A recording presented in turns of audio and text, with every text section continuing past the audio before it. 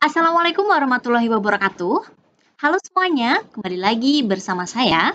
Pada video tutorial kali ini, kita akan membahas tentang bagaimana cara impor data dalam R dan juga ekspor data dalam R. Oke, langsung saja ya. Nah, kita seringkali ya dalam menganalisis data, mengolah data, kita tidak menuliskan data itu, meng-create gitu ya, data frame dalam R kita. Tetapi kita sudah punya dataset ya, entah itu dalam format CSV ataupun dalam format TXT. Nah, kita kali ini akan belajar bagaimana cara impor dan ekspor data dalam R. Nah, impor data dalam R, kita ingin membaca data file CSV. Kita gunakan perintah di sini fungsinya adalah read.csv ya.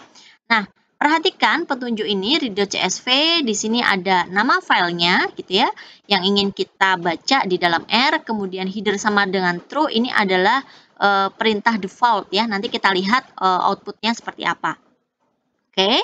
Nah, di sini data 1 read.csv ini saya ingin membaca data nilai gitu ya. Dalam format CSV, dia berada dalam folder data di C gitu ya. Header sama dengan true. Oke, saya akan run. Nah, saya punya data 1 itu adalah seperti ini. Jadi memang data saya di baris pertama gitu ya, itu adalah nama kolom, sehingga sudah betul ya saya menggunakan perintah headernya sama dengan true untuk perintah read.csv ini.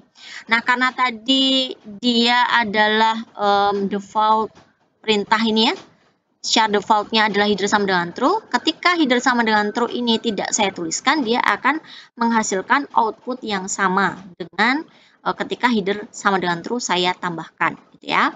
Nah, tapi apabila saya tambahkan di sini header sama dengan false, ternyata kita akan mempunyai output seperti ini. Jadi nama kolom yang seharusnya ada dalam baris sendiri di atas, dia masuk ke dalam baris pertama, sehingga untuk perintah saya yang ini kurang tepat ya. Jadi nanti dalam olah data pun pasti akan terjadi error. Ya. Jadi perhatikan data yang ingin kalian baca itu ada nama kolomnya atau tidak. Kalau ada nama kolomnya, hati-hati ya dengan perintah yang sesuai yang mana. Oke, seperti itu ya cara impor data apabila datanya dalam format CSV. Nah, sekarang kalau file kita dalam format TXT, bagaimana cara membacanya? Nah, di sini kita gunakan perintah read.tabel ya. Nah, di sini perintah argumen-argumennya itu dijelaskan secara jelas di sini. Filenya apa, header sama dengan false adalah default ya, argumen yang ada di dalam fungsi ini. Sehingga apabila saya panggil ya, baca data saya, contoh data.txt, header sama dengan true. Oke, kita akan peroleh seperti ini ya. Jadi secara default memang untuk read.tabel ini ya dia memang tidak ada headernya gitu ya. Jadi dia langsung berupa angka-angka gitu ya. Input nilai datanya itu seperti apa. Jadi kalau memang data kita ada nama kolomnya ya hati-hati ya, di sini tambahkan header sama dengan true. Tetapi kalau saya gunakan header sama dengan false, tentunya akan menghasilkan data yang salah. Nah, nama kategori dan frekuensi masuk ke dalam baris pertama, ya. Kemudian tadi karena perintahnya itu defaultnya memang header sama dengan false, ketika saya tidak tuliskan header sama dengan true atau false, dia akan menghasilkan sama dengan perintah header sama dengan false. Oke, seperti itu ya teman-teman.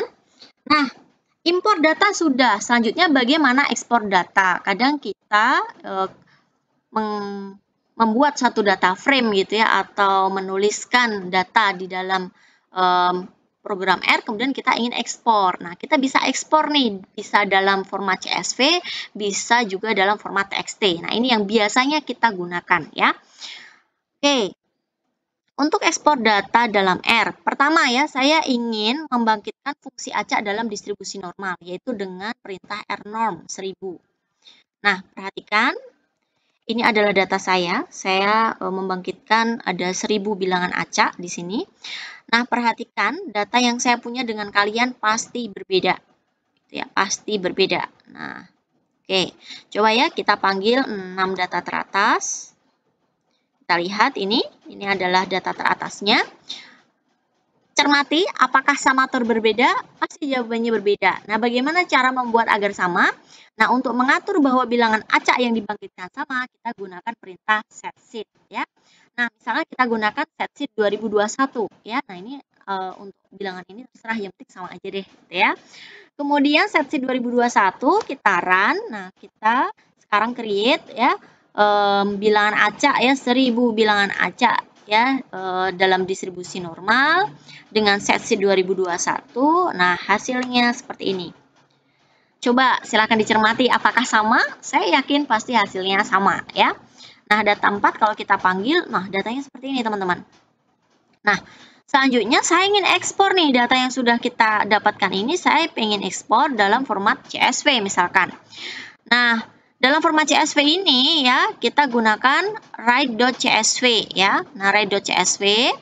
Nah, apabila di sini saya tambahkan ya, ini data 4. Data 4 itu adalah data yang saya tulis terakhir di sini ya tadi.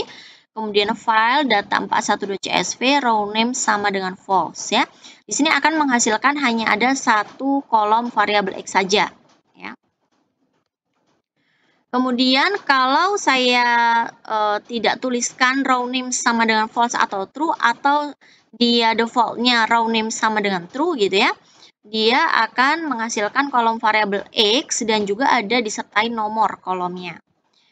Ya, nah ini kita run. Oke.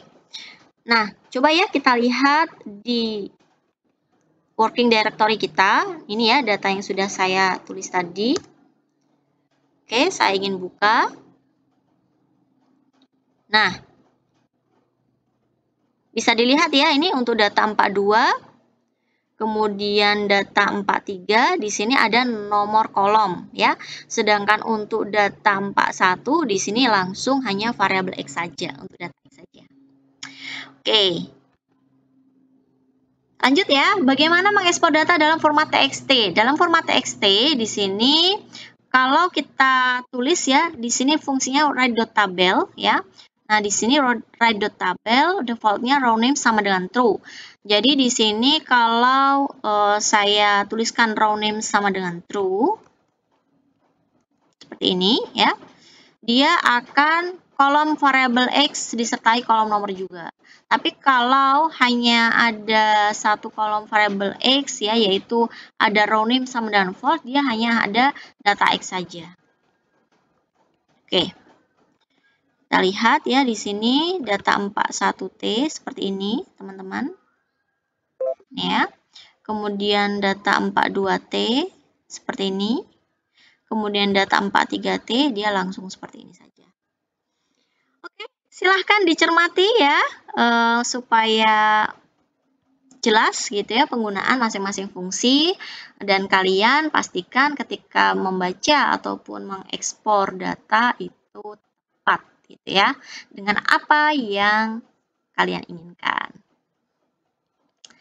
Oke, demikian dari saya ya terkait impor dan ekspor data di dalam R ya. Di sini saya menggunakan perintah yang biasanya kita gunakan gitu ya. Sebenarnya ada beberapa opsi untuk memanggil, membaca gitu ya, mengimpor data ataupun mengekspor data, tapi salah satu caranya adalah dengan cara yang barusan saya sampaikan.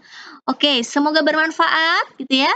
Sampai jumpa di video-video selanjutnya. Terima kasih. Wassalamualaikum warahmatullahi wabarakatuh. See you.